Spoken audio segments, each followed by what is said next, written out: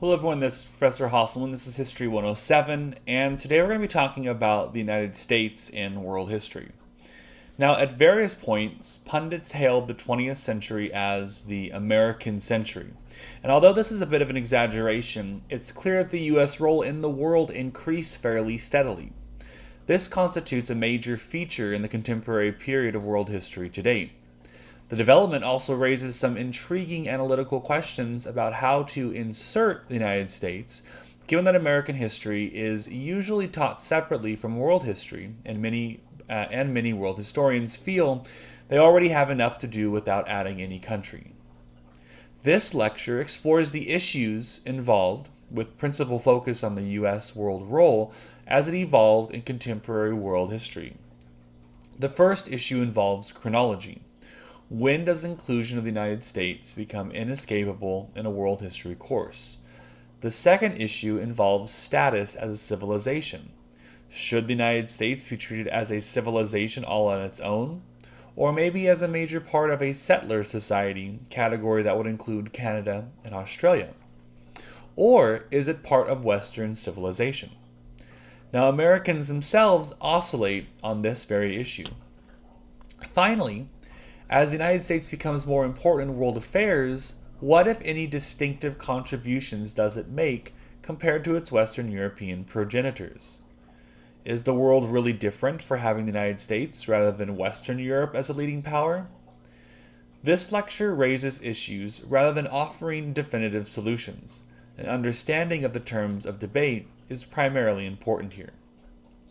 The task of this lecture is to place the United States in world history, and the main way to achieve this goal is to discuss certain issues that do not always have clear resolutions, but need to be addressed to make this connection. When world history began as a teaching subject, it tended not to cover the United States in detail because American history was covered in other courses. At the same time, American history did not extensively address the subject of the United States as a world actor. Over the past 10 to 15 years, world historians have realized that the United States is too important a player in world historical activities to leave out of the picture. In this lecture, we will see how we can fit the United States in with other societies, particularly in the contemporary period. Another issue we must confront is that most U.S. history is taught with an exceptionalist approach. In this approach, the experience of being in America is said to have created a separate set of trajectories and an exception to European patterns, despite significant earlier European influences in America. This exceptionalism is a legitimate stance if it is approached analytically. Too often, however, it is merely asserted. The first issue we'll examine is chronological. At what point in time does the involvement of the United States on the world stage become so significant that the country must be included in the study of world history? In the colonial period, the United States was a slave recipient, but slave imports to what became the United States constituted less than 1/10 of the total traffic across the Atlantic. The colonies contributed to the world economy, especially the South, and the United States received a certain amount of immigration from other parts of the world, particularly Europe. Thus, a colonial connection exists, but most of the developments can be subsumed into other concepts such as the world economy. The American Revolution warrants more attention because it helps to illustrate the range of trajectories of the Atlantic revolutions.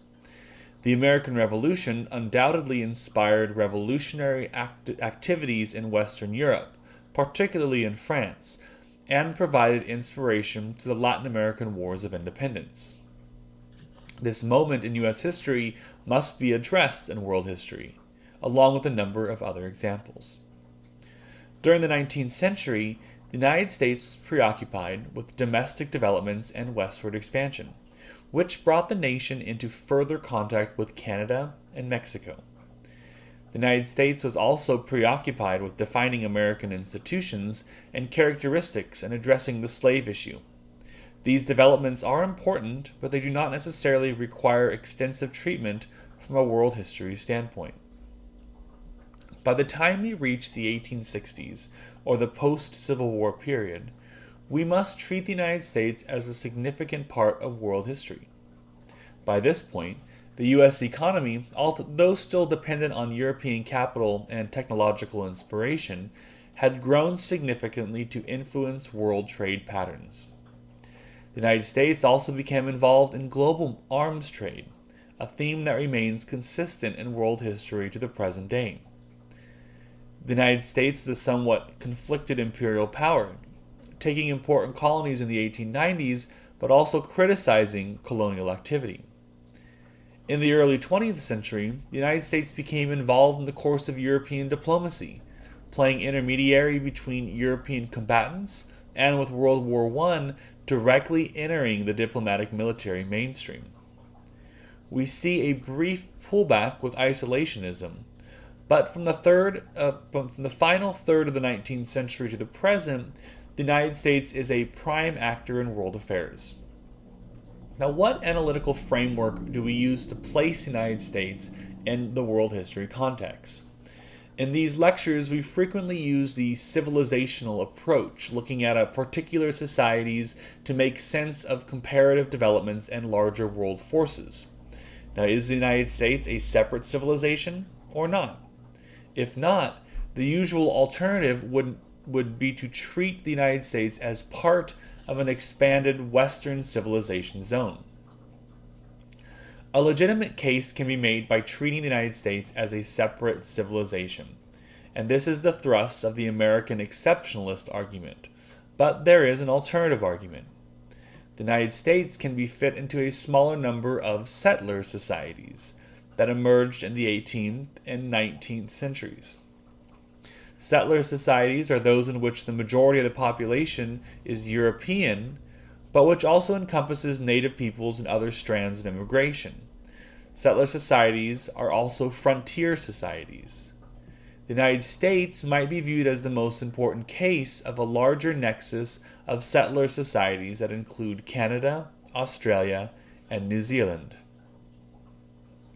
Now, returning to the question of whether the United States constitutes its own civilization, what durable and distinctive characteristics can we find to make that case? In contrast to Western civilization until the 20th century, the United States never had a true aristocracy or a peasantry. The free farming tradition of the United States differs markedly in terms of economic behavior and political impulses. The United States had an experience of internal slavery and, following slavery, racial issues that did not affect Western civilization to the same degree. The United States has frequently experienced levels of crime, particularly violent crime, much different from those of Western Europe. In contrast to Western Europe, the United States managed to industrialize and modernize while remaining, on the whole, an intensely religious society. The United States has been much more hostile to socialism than Western Europe and has never developed a significant welfare state by European standards. The idea of the United States as a nation of more inventive people compared to Europeans or others has largely faded away. The notion that the United States offers more social mobility than other parts of the world is not borne out by the data, although it is interesting that Americans believe their society to be more open. Now, we can legitimately point to some distinctive American features, but we need to balance this with the recognition that the United States continues to share much with the larger Western zone. For example, American industrialization in the early 19th century proceeded almost as part of the same process of industrialization that affected France, Belgium, Germany, and elsewhere. In the same period, the United States began to reduce its birth rate. This occurred at the same basic time and for some basic reasons, or the same basic reasons, as in many Western European countries. The re-entry of married women into the labor force in the 50s and 60s was essentially the same phenomenon for the United States and Western Europe. The sexual revolution that began around 1960 also had the same patterns in both places. As we try to place the United States in a world history context, we must recognize that issues related to categorization and civilizational framework. We should also note that relationships between the United States and Western Europe have not remained constant. In the decades immediately after World War II, the United States and Western Europe seemed to converge, but recent decades have seen increased separation. As the United States becomes more important in world affairs, does it exert a special mark on the rest of the world, or does it follow a dynamic already established by larger Western interactions? Without question, the United States exercises increasing power and has increasing influence on world events in the contemporary period. But in doing so, has the nation become more significant? Europeans frequently argue that as the United States became more important in world affairs, the nation displayed a combination of inexperience and moralistic naivete that contrasted with the more sober, realistic approach that Europeans took.